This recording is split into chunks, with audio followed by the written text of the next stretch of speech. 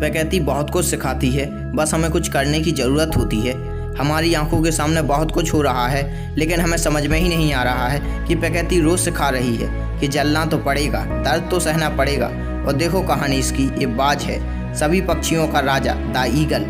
एक बाज की उम्र लगभग 70 साल होती है। जब ये 40 साल का होता है तब एक परेशानी इसकी ज़िंदगी में मौत बनकर आती है, जो आपकी और हमारी परेशानियों की तुलना में बहुत बड़ी होती है। क्योंकि 40 साल की उम्र में बाज की चोंच इतनी मुड़ जाती है कि उसे शिकार करने में बहुत परेशानी होती है। इसके जो पंख हैं जिससे ये उड़ता है वो इतने भारी हो जाते हैं कि छाती से चिपकने लगते हैं, जिससे इसको उड़ने में बहुत तकलीफ होती है। इसके पंजे लंबे और लचीले हो जाते हैं, जिससे वो शिकार को सही से नहीं पकड़ पाता है।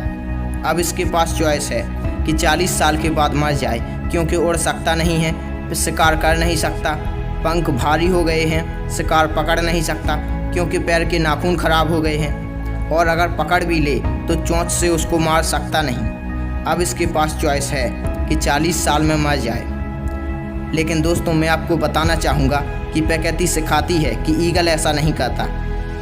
40 साल की उम्र में ईगल अपने एरिया की सबसे ऊंची चोटी पर चला जाता है, और जो चोंच है उसकी वो उसको पत्थर पर मारना चालू करता है। जब चोंच पत्थर पर मारी जाती है तो बहुत दर्द होता होगा, और वो दर्द सहता है। मार मार के पत्थर पर खून निकलता है, लहू लुहान हो जाता है, दर्द से मर रहा होता है और चोंच को तोड़ देता है। और जो उसके पैर के नाखून रहते हैं उसको रगड़ता है और रगड़ रगड़ के तोड़ देता है। कितना दर्द होता होगा उस बाज को, ये आप और हम सिर्फ अंदाज़ा लगा सकते हैं। दोस्तों, हर ईगल की ज़िंदगी में ऐसा दिन आता है, जैसे ही चोंच निकलती है कहानी खत्म नहीं होती, नई चोंच आती है। फिर वो ईगल उस चोंच से अपने परों को तोड़ता है, अपने जिस्म से अपने ही पर को उखाड़ता है, क्योंकि वो पर उसके उड़ने के लायक नहीं है। भयंकर पीड़ा होती होगी उस बाज को, लेकिन इस प्रक्रिया से हर बाज को गुजरना होता है। ये प्रकृति का नियम है। और 6 महीने के बाद वो नया ईगल होकर 30 साल और जीता है। इसलिए मेरे दोस्त, दर्द तो सहना पड़ेगा। आज कल परसों डेली हम ऐसा ही बहाना बनाते हैं कि कल से ये काम मैं पक्का करूँगा, लेकिन वो कल कभी आता ही नहीं, बल्कि लाना पड़ता है।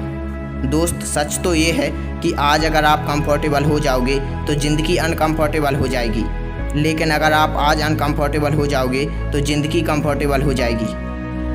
दोस्तों, प्लीज़ इस वीडियो को लाइक करना और चैनल को सब्सक्राइब करके बेल नोटिफिकेशन ऑल पर क्लिक करें। मैं आपके लिए इससे भी बेहतरीन मोटिवेशनल वीडियो लाता रहता हूं, क्योंकि आपका एक सब्सक्राइबर हमें मोटिवेशन देता है नई वीडियो बनाने के लिए। धन्यवाद दोस्तों।